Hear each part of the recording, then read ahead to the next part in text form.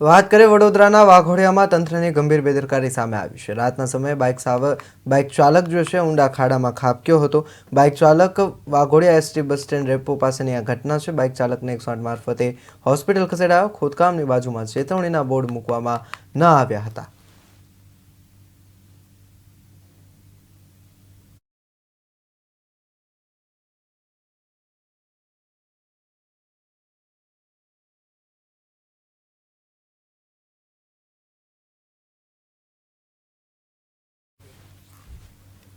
વાત કરીએ તો વડોદરાના વાઘોડિયા નગરમાં તંત્રની ગંભીર બેદરકારી સામે આવી છે। વાઘોડિયામાં રાતના સમયે પસાર થતો બાઇક સવાર બાઇક સાથે ઊંડા ખાડામાં ખાબક્યો।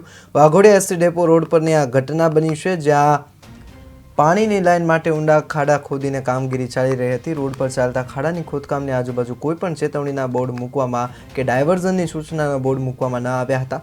સ્થાનિક લોકોએ બાઇક ચાલકને બહાર કાઢી 108 મારફતે હોસ્પિટલ ખસેડ્યો હતો।